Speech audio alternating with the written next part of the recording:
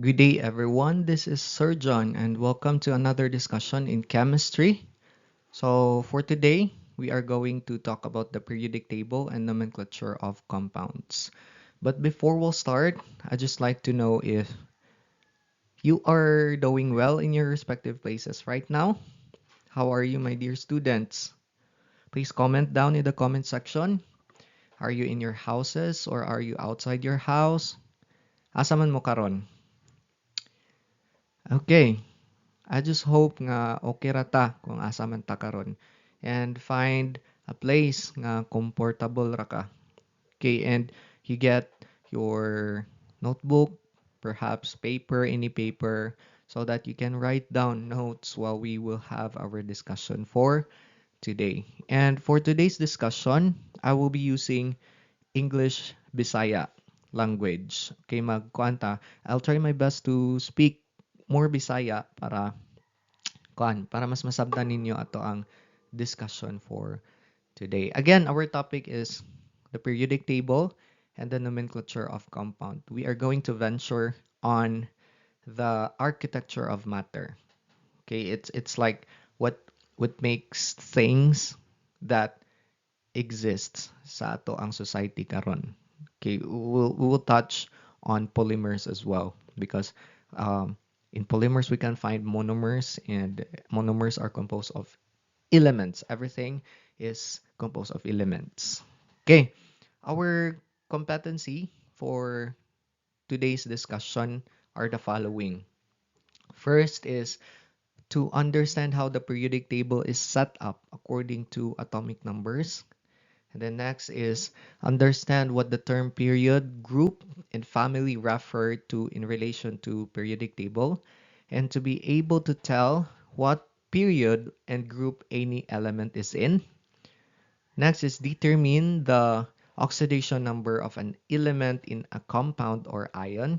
And the next is understand what it meant by the term valence electrons, and to be able to tell from the position in the periodic table how many valence electrons there are for any representative element.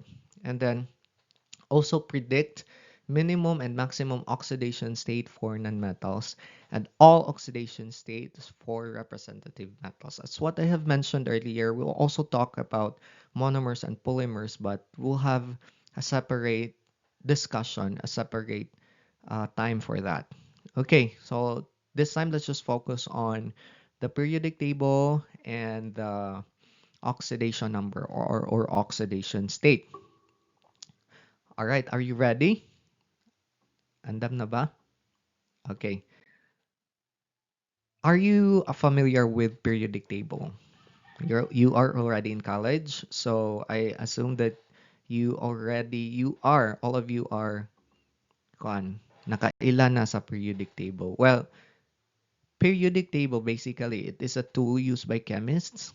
Okay, it is a significant tool nga gigamit sa mga chemists for organizing and remembering chemical facts. We have a lot of chemicals around the world, in the universe as well. Daghan na siya kayo, more than 100.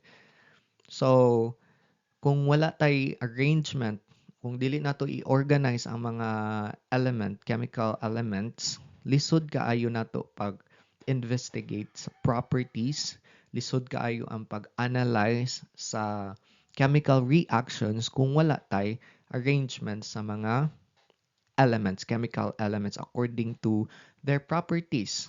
Okay, the periodic table is actually the product of chemists' effort in attempt of finding patterns in chemical behavior. And the widely known chemist for this arrangement is Sir Dmitry Mendeleev. Are you familiar with Dmitry Mendeleev?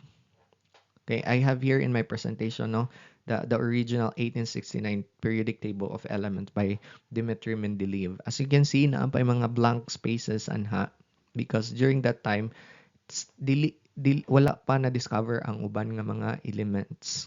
Okay, very clever kayo ang pag-arrange ni Dmitry Mendeleev.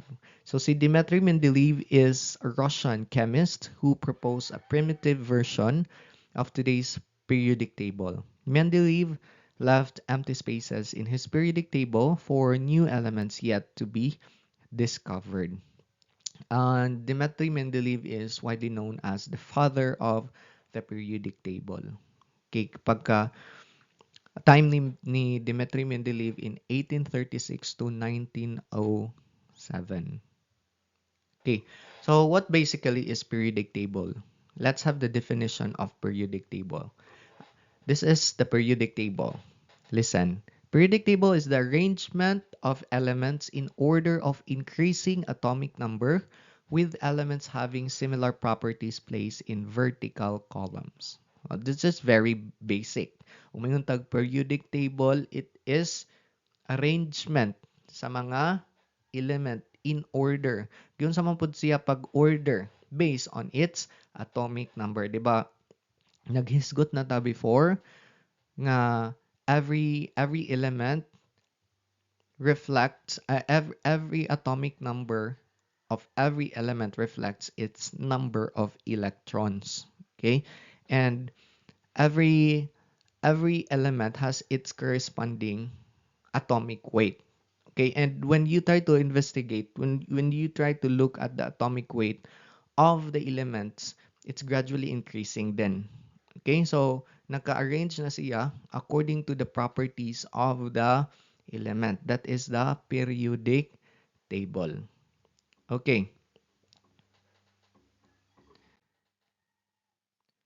so I have here an illustration of the periodic table. This is what the periodic table look like. Or you can look at your periodic table right now if you have. Okay, naman ay label sa babaw. You can just read through that and I will just gonna try to explain each part of the periodic table. Okay, so in the periodic table, you can find the period, the groups, and the different types of elements.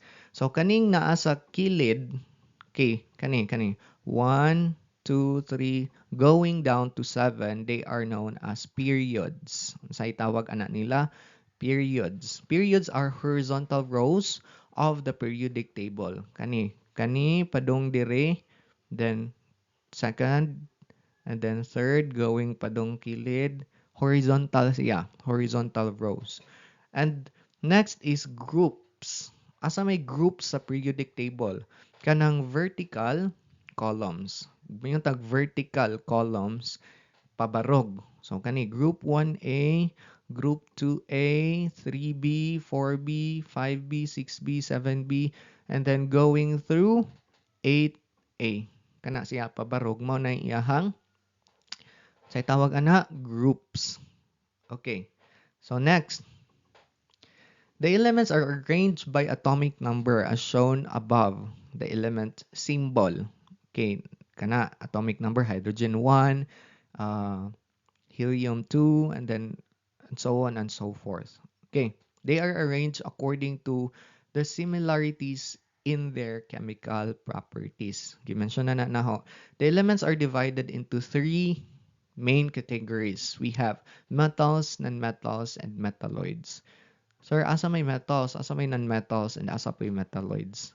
Okay, ang ato ang ilhanan na class, okay, is kaning diagonal line. We have in your periodic table na kay makit-an nga diagonal line anha dapit anhi nga area. Okay? So that's the division sa metal ug non-metal. Okay. Most elements are metal. The diagonal line that starts to the left of the boron, okay, mo ni si boron, di ba? Separates metals from non-metals. All elements on the left of the diagonal line have the properties of metals. They are they have high electrical conductivity. So, gikan ni boron. Why labot si boron? Kay si boron, kuan man na siya, semi-metal or metalloids. Gikan ni aluminum padong dire. Padong ni lithium. Kani silang tanan dire. They are called as metals. Okay, unsa sila? They are called as metals. Unsa ilahang property? They have high electrical conductivities. Mga metals gani highly electrical nanay siya high electrical conductivities. Next, elements that lie along the diagonal line are difficult to classify exclusively, whether it's metal or non-metal. Kani si boron, silicon, germanium, we have antimony, we have tellurium. They are considered as metalloids. Ang tawag ani nila, they are considered as metalloids. They have electrical properties that are intermediate between those metals and non-metals. So, iyahang chemical property, intermediate siya. Ug may tag intermediate, tunga-tunga siya sa metal ug sa non-metal. Kay mao na nga gitawag siya og semi-metals or metalloids. Okay. And then going through the right side, padung ta diri sa side, kani siya kay metals man ni. And then metalloids going arhi padong sa right side. Anha na to makit-an si unsa man non-metals of course. Okay, gitawag na og mga non-metals. Okay, hydrogen kani si hydrogen na do diri siya gibutang. Okay, hydrogen is basically categorized as non-metal. Okay? So, nag-reside lang na siya dire sa PCAS para dili pod bak ikaw tan-awon. Okay? So, hydrogen is very flexible. If you can look for a lot of kanang chemical reactions, okay, mostly involved jud si hydrogen. Okay? So, but hydrogen basically is classified as non-metals. Okay. So, mao na siya ha, metals, metalloids, and then non-metals nasa upper right. Unsa man po'y tawag nato aning kini, nasa kilid, kining pinakakilid, nasa group 8A. They are known as the noble gases. Okay, gitawag sila og noble gases. They are not reactive, as what I have mentioned in the past discussion, since their valence electron is complete. Complete na yung valence electron, 8 na siya. Alright, so now, according to the type of subshell being filled, the elements can be divided into categories. Naapod tayo lain nga categorization sa elements. The representative elements, the noble gases, the transition elements, the lanthanides, and actinides. Okay, ari tao na sa representative elements. Representative elements, that's the main group elements. Asa may ato ang main group elements din eh. The elements in group A, kani, A going through 7A, kani, 1A, 2A, 3A, 4A, 5A, 6A, and 7A. They are known as representative elements, all of which have incompletely filled S or P subshells of the highest principal quantum number. They are likely to undergo chemical reaction. Kay dili pa man complete iyahang koan, iyahang outermost shell. Okay, next we have the noble gases. Na-spoil na na si noble gases ganina. Okay, si noble gases, they all have completely filled P subshells with the exception of helium. Si helium dili 8 iyahang koan, dili 8 kabuok iyahang valence electron kay iyahang atomic number is only 2. Kani si neon going down to radon, okay, they have 8 valence electron. Okay, so complete na siya. They do not usually form compounds with other elements except in rare instances. Okay, special conditions. Okay, so mo na siya. Next, we have transition elements. Asa may ato ang transition elements? Okay, the elements in group 1B and 3B through 8B, kaning siyang nasa tunga. Basically, kaning nasa tunga. D block ni siya. Kani S block man ni. Kare P block, D block, kani F block. Okay, kaning nasa D block, nasa tunga. Nasa kaning nabitaw murag hawang ani hollow. That is called transition elements. Okay. They have incompletely filled D subshells or readily produced cations with incompletely filled D subshells. Mao na siya. Transition elements. Kaning nasa ubos, nasa F block, they are called lanthanides and actinides. Say tawag niya, lanthanides and actinides. Kaning nasa babaw, lanthanides, kaning nasa ubos, actinides. Okay. Sometimes they are called as F-block transition elements because they have incompletely filled F subshells. These are also referred to as inner transition elements. Okay. Karing nasa babaw transition elements, kaning nasa ubos inner transition elements. The metals in group 3A, 4A, and 5A, okay, kanang gallium, indium, thallium, lead, bismuth, they are often referred to as post-transition metals. Post kini na diri dapit. O kani, post-transition elements. Kay kani sila transition elements man ni. Yung tag post nasa unahan. Okay. All right, so let's have a review. Okay, I have here a table, no? So kini siya alkali metals, kini alkaline earth metals, transition metals, inner transition metals, lanthanides, actinides. Okay, we have boron group, carbon group, nitrogen group, we have chalcogens, we have halogens, and we have noble gases here. Okay, naay mailhan na ninyo sa inyong periodic table kay na may label na ato ang periodic table. Okay, next. Okay, let's talk about the engine of reactivity. Well, basically, elements undergo reaction, di ba? Though noble gases, as what I have mentioned, don't basically undergo reaction, but in some cases, they can still undergo reaction. So, unsa may ato ang bantayan? Unsay what's basically is the reason while they most likely undergo reaction? And that is through okay, electrons. Iyahang mga electrons. Basta there is movement of electron na siya reaction.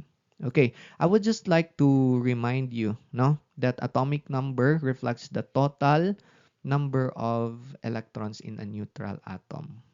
Okay, again, ang ato ang atomic number mag-reflect na siya sa ato ang total electrons in a neutral atom. So basically, kung unsay iyahang atomic number, mao po na iyahang total number of electrons. Sa usa ka atom class natay gitawag og core electrons and valence electron. Okay, si core electron, okay, that is the inner electrons.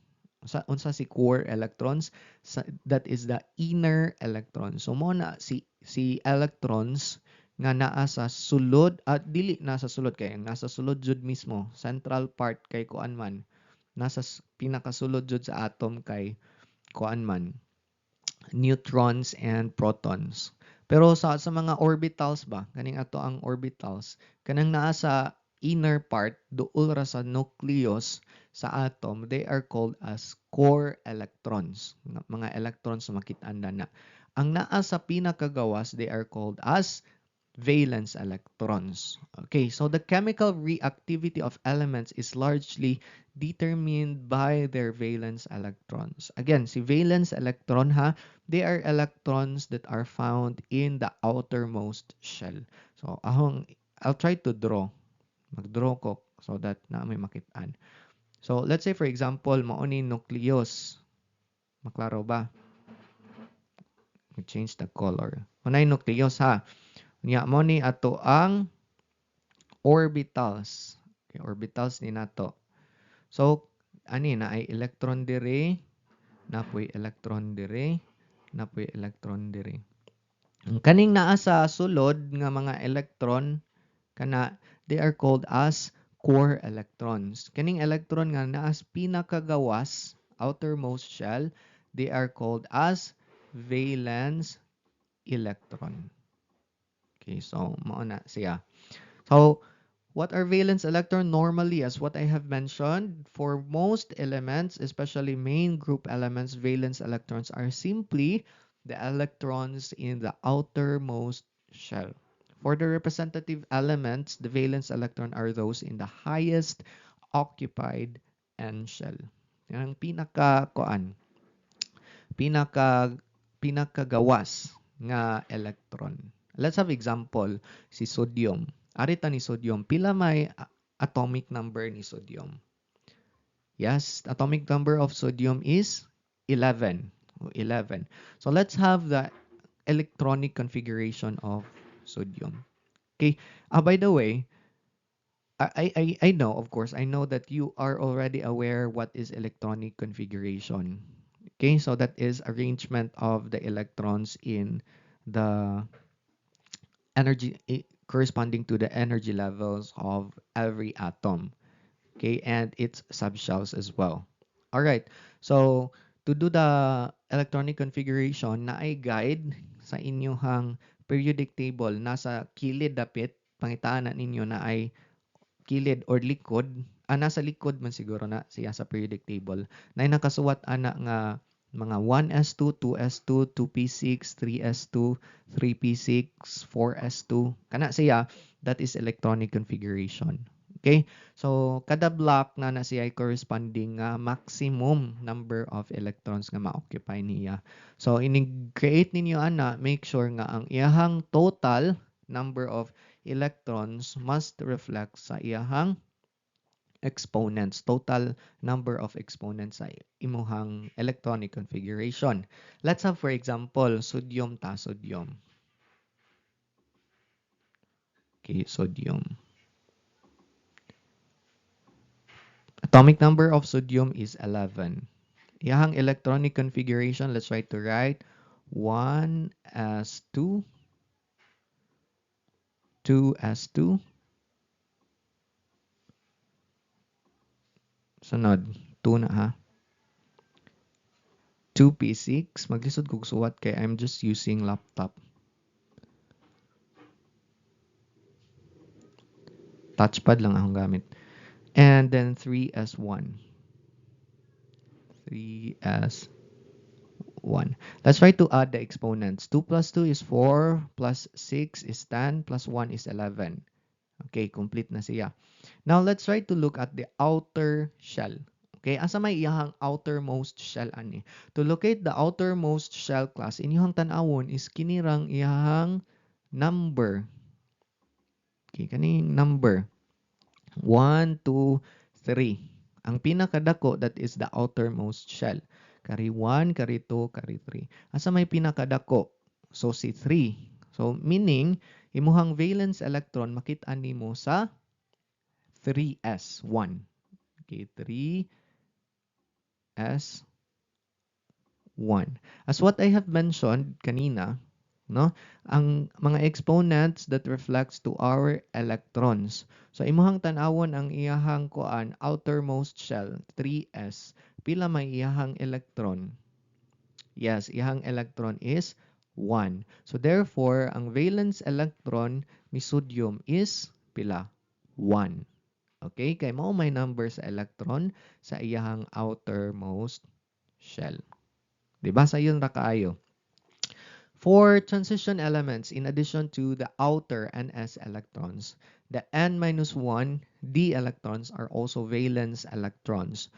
Though the metals like iron 26, which has atomic number as 26, through zinc 30 may use only few, if any, of their d electrons in bonding. Okay, so kay ngano si kuan magod transition metals, it's anhi kasagaran maglisod ang ma-confuse ang mga students because in its electronic configuration it appears to like move backwards to the fourth energy level, then going to the third energy level. So ma-confuse sila. Let's have, for example, iron. Diba? Iron. I will teach you how to do the shorthand. Okay.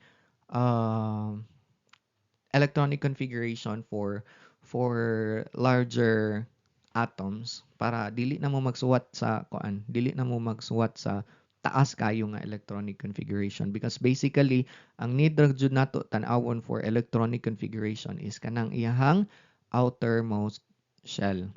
Okay, let's have, for example, iron. Pila may atomic number sa iron? 20. 26. Okay? So imuhang tan-awon ang noble gas before uh imuhang tan-awon ang upper upper right side element before the iron. Okay? Basically nana sa noble gas dapit. So imuhan ang isuwat. I will teach you during face-to-face class how to do this one. Okay, argon, and then put it in the bracket. Before ni siya ha, before. 'Di ba? Si iron, sa period ni iron, babaw anha is 3. Energy level 3. Yeah, sa pinaka-right nga side makita nimo si argon. Imo nang isuwat and then put it in a bracket and then go downwards ka. Mari ka sa ubos, suwat nimo si 4s, 4s2, and 3d6.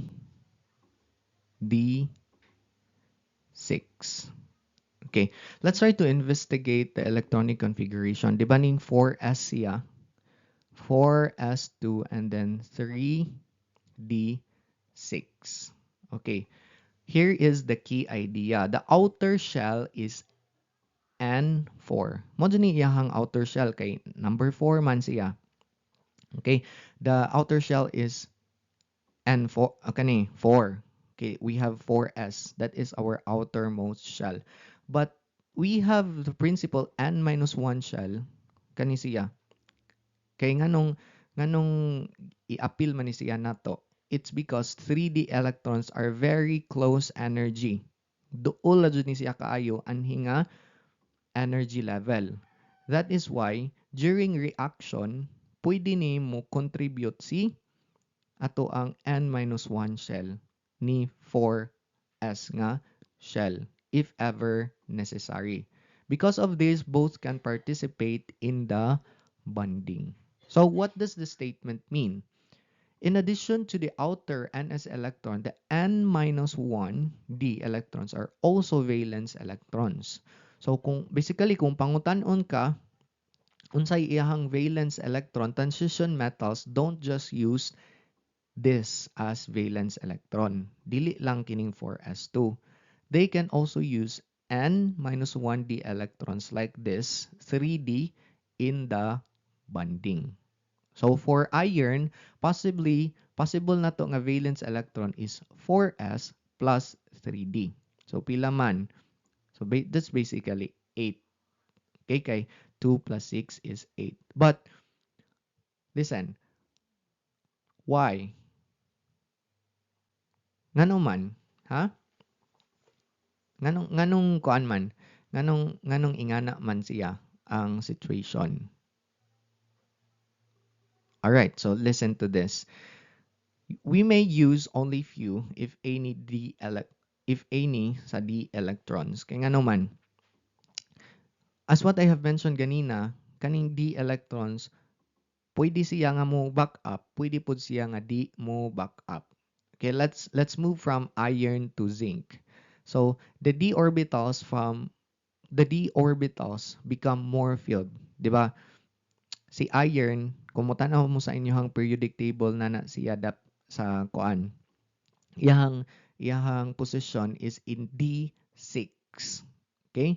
Meaning dili pa siya full pack.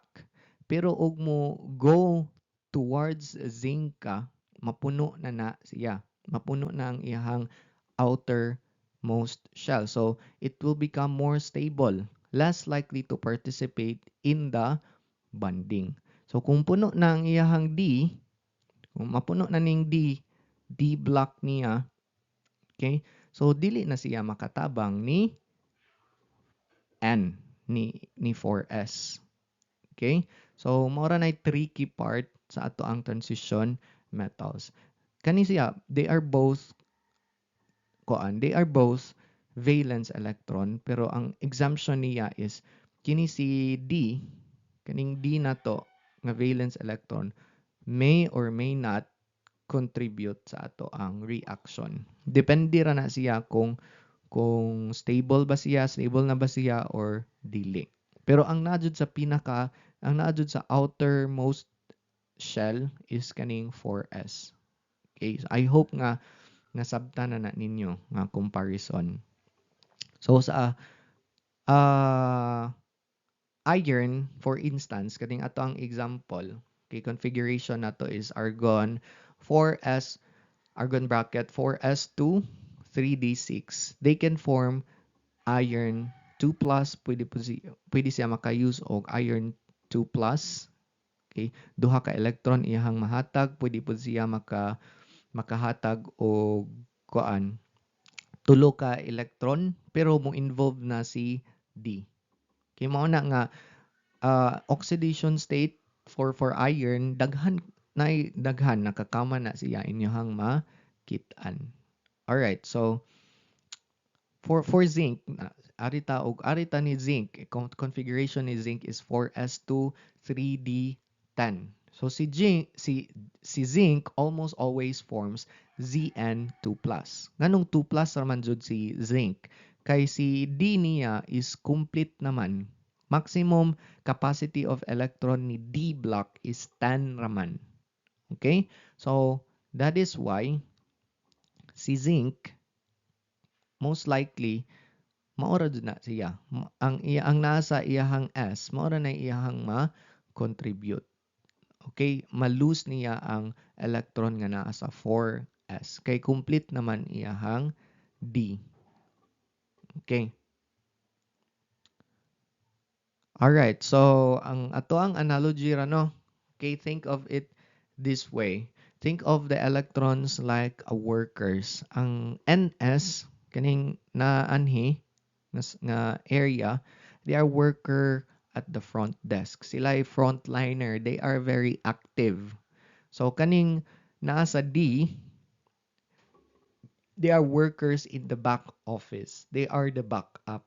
So mutabang na sila if necessary. Okay, they may help, but if fully occupied na siya, occupied na ganin ni siya, magstay put ra na siya. All right? But this is just for transition metals. Kitong mga other metals, stick rata sa ato ang gisgutan ganina. Exemption ra ni siya for transition metals. All right. So let's talk about this one. Let's try to decode electronic configuration. Okay. This is kuan ni siya. Support ni sa ahong example ganina. Let's have the example. We have nitrogen and aluminum. Let's have the configuration of nitrogen. Total number, atomic number. The atomic number of nitrogen is 7. So meaning ang iyahang total number of electron is 7 pod. So electronic configuration 1s2, 2s2, 2p6. Let's add the exponents. 2 plus 2, 4 plus 3, 7. So our atomic number is 7. That is correct. So the highest energy level is the second energy level. So kani first energy level, second energy level. 1 raman ug 2. So in the highest energy level, we have two subshells. Duha ka subshells atong makit-an. Si S ug si P. Okay, duha ka subshells atong makit-an si S ug si P. Ang ato ang buhaton to identify our valence electron, i-add na to ang exponent sa highest energy level. So tanang 2 i-add nimo 2 nga energy level nga exponent. So 2 plus 3, that is 5. So our valence electron for nitrogen is 5. Ang ato ang core electron is 2. Okay? Kani valence electron, core electron. Diba? Basic. Arita ni aluminum. Aluminum, the atomic number of aluminum is 13. Okay, so what nimo ang electronic configuration? 1s2, 2s2, 2p6, 3s2, 3p1. Check if sakto ba ang iyahang electrons. 2 plus 2 is 4, plus 6 is 10, plus 2 is 12, and then plus 1 is 13. That is correct. So now, let us identify the highest energy level. We have energy level 1, 2, and 3. Of course, pinakataas si 3. So meaning, anhin na to makit-an si Yes, anhin na to makit-an si valence electron. Ato ang buhaton, i-add na to ang exponent sa highest energy level. So 2 plus 1 is 3. Therefore, our valence electron for aluminum is pila? 3. Unya ato ang kuan, core electrons, kani siya. Ato ang core electron is 2 plus 2, 4 plus 6 is 10. Ato ang core electron is 10. Okay. Sayon ra, di ba? Sa ingana ra. Basic. Alright. So let's try to map the valence electron in the periodic table of element. Sayon ra jud ni kaayo class. Just listen. So tan-awon ang pinaka-clue jud nato when we try to look for the valence electron sa periodic table is kaning iyahang group number. Kana, unsay ato ang clue? Kanang iyahang group number. Okay, the arrangement of periodic table is not arbitrary. Wala na gi tagna-tagna pagkabutang. Okay, naka-pattern na siya. An element position on the macro map is directly dictated by its micromechanics, the valence electron. Let's try to look at this. Okay, si aluminum, ang iyahang valence electron is 3, di ba? Okay, 3. Pero if you try to trace asa nga group si aluminum, makita na nimo siya sa group number 3. Okay, makita na sa group number 3. So, ang ato ang group number di ay mag-reflect sa valence electron sa usa ka element. Okay, so mo na ato ang ilhanan. Mo na ato ang ilhanan group number. Pero pwede po ta mo check sa iyang electronic configuration for the valence electron. Kung nagdali ta, for example, tests, exams, pwede ra ta mo tan-aw sa group number for the valence electron.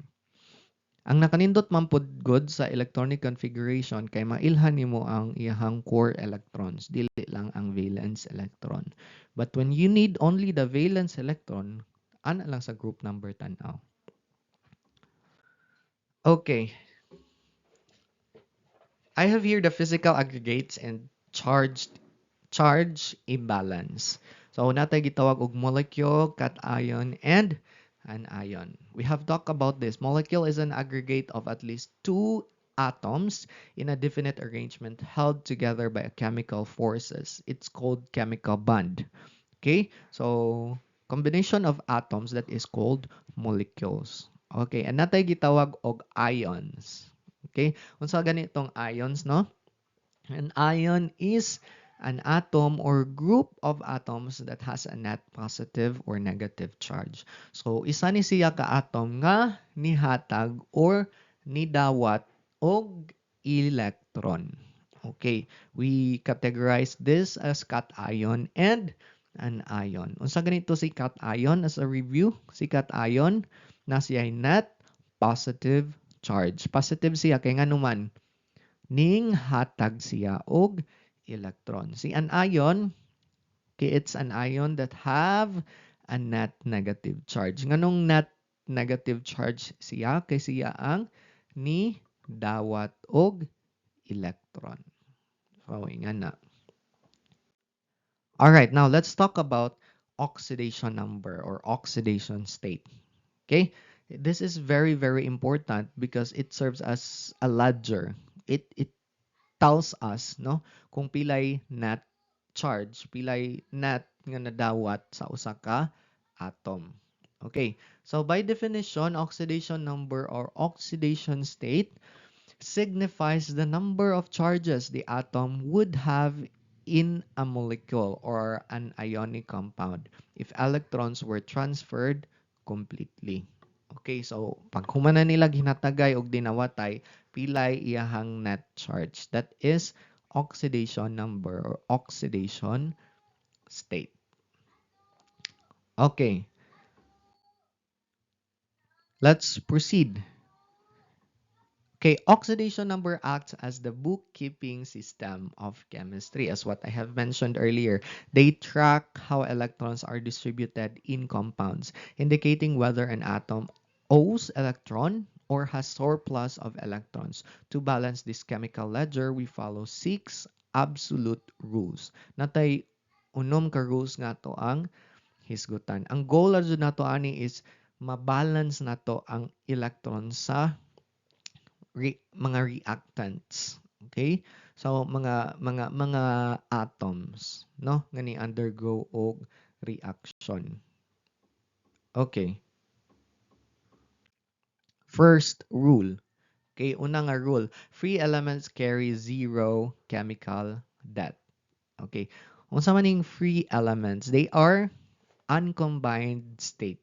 Kung tag uncombined state, usa ra jud siya ka klase nga element. Wala siya ning combined og lain nga element. Each atom has an oxidation number of 0. 0 siya kay wala man siya ning combined og laing element. Thus, each atom in dihydrogen, sodium, beryllium, potassium, okay, dioxygen or tetra, phosphorus, they all have the same oxidation number. Pila may iyahang oxidation number?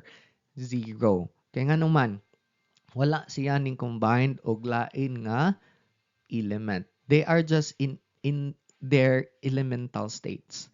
They are native elements. Okay? So, mao na nga iyahang oxidation number is 0. Okay, ug makakita gani mo, ingani nga example, H2, puro ra siya hydrogen. So, oxidation number is 0. Sodium 0, hexa kani sulfur, 6 atoms of sulfur. Kuan, still gyapon 0 gyapon ni iyahang kuan oxidation number kay puro raman siya sulfur bisag unom pa na siya kabuok. So, inga na siya. That's rule number 1. Timan iha. Next, rule number 2. Sa ikaduha nga rule, for ions composed of only one atom, monoatomic ions exactly match their chemical charge. Okay, ang iyahang oxidation number is equal to the charge of an ion.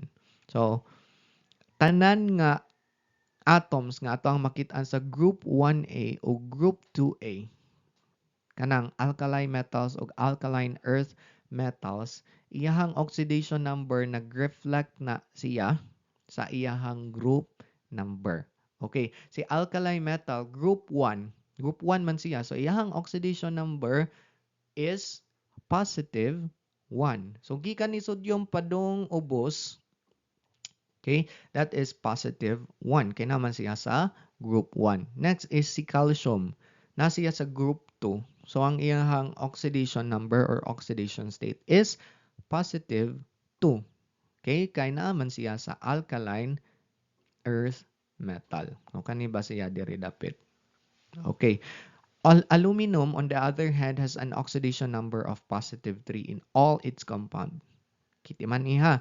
Basta maghisgot gani tag aluminum, ug maghisgot tag aluminum, always na siya positive 3 ang iyahang oxidation number. That's the second rule. Number 3, ikatulo. So this is all about oxygen. The oxygen heavily dictates the negative side of the ledger. The oxidation number of oxygen in most compound, for example, we have magnesium oxide and water. Kanya magnesium oxide and water. Ang oxidation state sa oxygen is negative 2. Pila iyahang oxidation state? Negative. O kana. Nakulisan na noon. Negative 2. Pero na ay exemption ani nga rule. Kanus aman mausob ang oxidation state sa oxygen. Ha? So si oxygen mausob iyang oxidation state kung maka-form siya og peroxide. Let's say for example, maka-form siya og hydrogen peroxide. Okay naman siya peroxide. Iyahang oxidation number is ma-change from negative 2 to negative 1. Okay, kano sa siya mahimong negative 1 kung naay peroxide. Okay, peroxide nga ion. Mahimo siyang negative 1. But basically, kung makakita kag oxygen nya what dili gani na siya in a peroxide form, that is negative 2. Okay. So mao na siya si rule number 3. Next, rule number 4. This is all about hydrogen. Okay? This is what I have mentioned ganina. Si hydrogen is quite special. So hydrogen, by default, okay, iyang default jud is positive unless bonded to a metal. Hydrogen almost always carries an oxidation state of positive 1, except when bonded to metals in binary compounds. In these cases, okay, in these cases, for example, lithium hydride, sodium hydride, calcium hydride, the oxidation number of hydrogen is negative 1. Kaya nga naman, ang iyahang gi-combined man kay metals. Okay, kay iyahang gi-combined man kay metals. Again, kanus siya mahimong kuan negative kung mo combine siya sa metals. Okay. Kay si metals biya, 'di ba? We have mentioned it sa atong previous discussion. Si metal is tighatag. Kung ikaw gani mo hatag, basically imong charge is positive. So kung mo bond si hydrogen sa mga metals, so mahitabo niya is siya mo dawat kay metals may iyahang gi-combinedan. So basically, ang charge niya mahimong negative na charge niya. Mao na nga iyang oxidation state is negative 1. Pero kung si hydrogen gani mo combined sa non-metals, okay, iyang oxidation number is positive. Hydrogen ha, this is all about hydrogen, is positive 1. So, that is rule number 4. Pero by default jud, iyang default jud ni hydrogen positive. Positive siya. Next, rule number 5. Fluorine is absolute, but other halogens are flexible. Okay. Now let's talk about halogens here. Si fluorine, iyahang default jud nga oxidation number is negative 1. Fluorine is locked in to all compounds. Negative 1 siya always.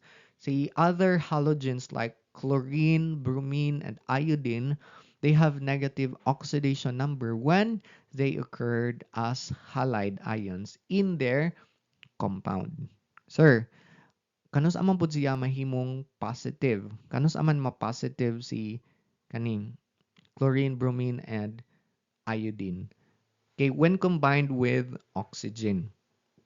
Kanus siya ma-positive kung mo combine siya og oxygen. Okay, sa mga halogens rin siya ha. Again, si fluorine is by default negative 1 siya in all of its compound. Pero kining uban nga mga halogens, chlorine going to iodine, kay mahimo siyang positive kung mo combine siya with oxygen. That is rule number 5. Next, rule number 6. Okay, the sum of the ledger must equal the net charge of entity. In neutral atom, the sum of oxidation number of all atoms must be 0. Mara dyan ato ang timanan. Basta neutral molecule ang ato ang gi-investigate class. Ninig total nato sa iyang oxidation number dapat equal siya to 0. On the other hand, kung polyatomic ion gani na siya, okay? Polyatomic ion gani na siya ang og i-total nimo, okay? I-total nimo ang iyang oxidation number sa kada element sa ion, it must be equal to the net charge of the ion. Let's have example. Example ta para makasabot. Okay. Mag-una ta sa neutral molecule. Namali ni pag-type. Neutral ni siya. Neutral molecule. Ato ang example dire is nitric acid. Okay? So ang imuhang buhaton, imuhara na si neutral man siya, neutral molecule. i-add ra na nimo tanang oxidation state sa kada element. Unya, make sure nga ang iyahang oxidation state is, ang iyahang total is 0. Let's try. Let's try to identify. So, si hydrogen, ato sang i-grupo-grupo by element. Kay tulo man ni kakasi nga element. Hydrogen, oxygen, and nitrogen. Si hydrogen, kay based on rule number 4, ang iyang oxidation number is positive 1. Nana sa rule number 4 na to ganina. Si oxygen, napo na sa rule number 3. Ang iyang oxidation number is 2. Pero sa ato ang given kay tulo ka atom man siya, so ato siyang times 3. So, negative 2 times 3, negative 6. Si nitrogen, natay data ni nitrogen, natay rule sa katong ato ang gihatag ganina. Okay, wala. So, ato siyang i-solve. Sir, unsaon man na nato pag-solve? That's just very easy. Ato ra na siyang i-substitute. Okay, so what nato? Tanan. So, si hydrogen, 1. Diba? Si hydrogen, let's make an equation. Kuha sa kog pen. Equation ta. Si hydrogen is 1. So, isuwat nimo positive 1 plus, maklaro ba ang suwat? Positive 1 plus, next, nitrogen.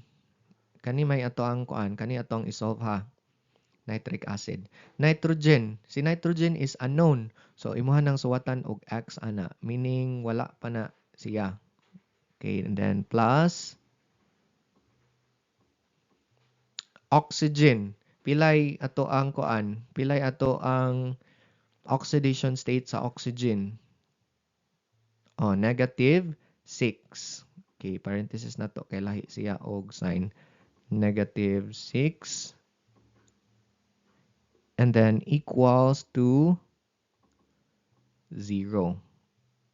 Okay, kay neutral man siya. So, unsa may ato ang buhaton? Unsay ato ang buhaton? Ha? Okay, i-combine na to ang same kuan, same variable. Okay, and i-isolate na to ning x sa one side. So, i-combine nimo si 1 ug si negative 6 pila man. Mahimo na siyang x minus 5. X minus 5 equals 0. Kaya nga naman, yun sa to nimo, sir. What is 1 plus negative 6? Ang pila man, that is negative 5. So, mo na siyang x minus 5. So, x minus 5 equals 0. I-isolate na to si x. So, x is equal to pila man. So, si negative 5 na diri nga side, atong ibalhin sa pikas. So, negative siya, inigbalhin sa pikas, mahimo siyang positive. So, our x is equal to positive 5. So, our N is, oxidation state for nitrogen is, our x is positive 5. Okay, positive 5. Inga na ra siya pag solve. Diba? And then, if imuha na siyang i-add tanan, i-try daw og add. Okay? Positive 1 plus negative 6, that is negative 5. Kanya, plus 5, that is equal to 0. Okay? So, naana sa rule number 6, diba? Kay neutral molecule man siya. Okay. Sunod. Maghatag ko example pod sa polyatomic ion. Okay, polyatomic ion ta. Ito ang example kini. That is dihydrogen pyrophosphate. Kini. Dihydrogen pyrophosphate. As you can see here, na siya ay not charged as an ion 2 negative. So, meaning to say, inig-add na to, that must be equal to negative 2. Okay, the net charge dictates the bottom line. Phosphorus must offset the massive debt created by 7 oxygen atoms minus the final negative 2 charge. So, The same sa ato ang gibuhat ganina. Atong i-isolate kada element. So, si hydrogen, duha ka atom. Kuha ko pointer. Hydrogen, duha ka atom. Si phosphorus, duha ka atom. And then si oxygen, pito ka atom. So, atong i-identify ang oxidation state sa kada element. Si hydrogen, pila may iyang oxidation state? Oh, positive 1. Si oxygen, oxidation state, negative 2. Si phosphorus, unknown siya. Unknown. So, imuha na siyang ibutang as X. Pero duha man siya ka atom, mo na nga 2X imuhang gisuwat. So, let's try to solve. So, una ka sa hydrogen. So, what is 1 times 2? This ama po kag 2, sir. Ana na siya sa number sa ihang atom. So, 1 times 2 is positive 2. Is what ra nimong positive 2. And then, plus ka. Plus sign. Next is P. Pila may imuhang P? Imuhang phosphorus, duha ka atom. So, that is 2x. Next, imuhang oxygen. So, ari ka ni oxygen. Negative 2 times 7. This akag 7 sa number sa iyang atom. That is negative 14. So, imong iswat ari minus 14. Equals negative 2. Sir, this amang kag negative 2. Dire. Dire na gikan si negative 2. Kay ngano gani?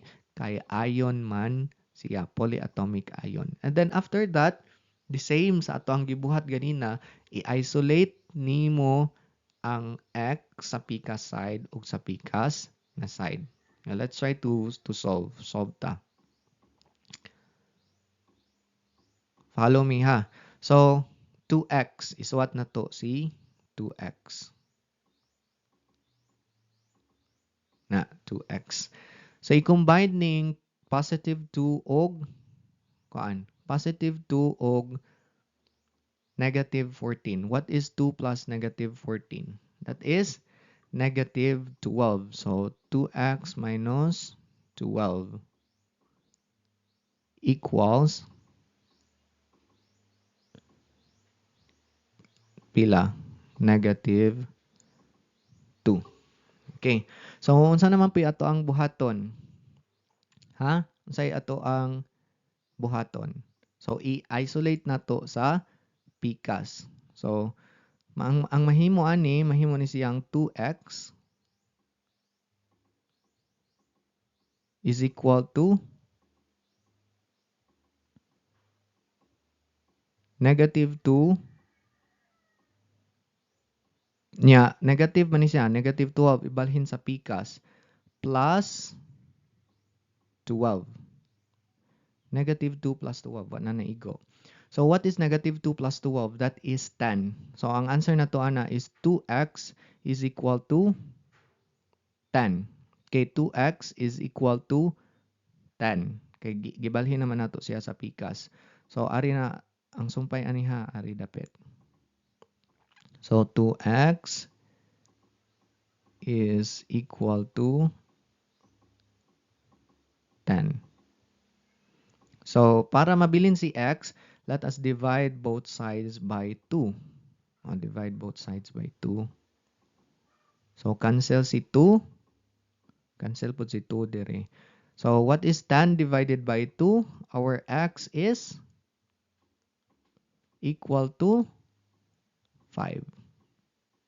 So, meaning, ang oxidation state or oxidation number sa imuhang phosphorus is 5. Okay, kung imo nang i-total tanan, let's say for example, 5 na siya dana. Ug i-total nimo siya tanan, ang iyang answer is negative 2. Okay, i-total na nimo siya tanan, ang iyang answer is negative 2. Let's try to check. Okay, so 2 plus, what is 2 times 5? That is 10, di ba? So 2 plus 10, that is 12 minus 14. 12 minus 14, that is negative 2. So meaning, sakto ning ato ang answer. Now, very easy. Easy ra na siya. So that's for the polyatomic ion. Okay, take note class that oxidation, the oxidation priority matrix na to ang i-follow. Okay, nga no, it resolves the conflict of the rules. Okay, chemistry man good is full of exemptions. Daghan jud exemptions sa chemistry. When two rules conflict in a compound, the rule higher on this list dictates the ledger. The lower element must adapt. Okay, so gikan sa kuan kani rule number one going paubos ang pinaka i-follow jud nimo is kining naa sa babaw. Okay? So kung mag-conflict gani ang mga compound, the rule higher on this list dictates the ledger. Okay? I-follow ang naa sa babaw. Okay? Kaning nasa ubos, pwede ra ni sila mag-adapt sa rule na to sa babaw. Okay, so those are the things, no? The rules nga dapat nato nga hinumduman for the oxidation state, oxidation number. Six absolute rules, infinite chemical combinations. By assigning positive and negative values methodically, the electron death of any molecule is effortlessly resolved. Okay, that's the chemical ledger balances itself perfectly. Okay, so mo na ato ang timan-an. All right, so that's all for today. Thank you so much for coming. I hope that you have learned something from our discussion for today about the periodic table and the oxidation state. If you have any concerns, questions, you can comment it there in the comment section. I will read through your comments, and hopefully we can have face-to-face class so that we can do further talk about the topic that we have discussed for today. I will be posting materials as well in your Google Classroom, okay, other uh, discussion, recorded discussion, mga human na to, na-record na to nga mga discussions, atong i-share ninyo para tanawon ninyo, okay, during our time. So I think that's all for today. Thank you so much for coming. Please be safe wherever you are and God bless.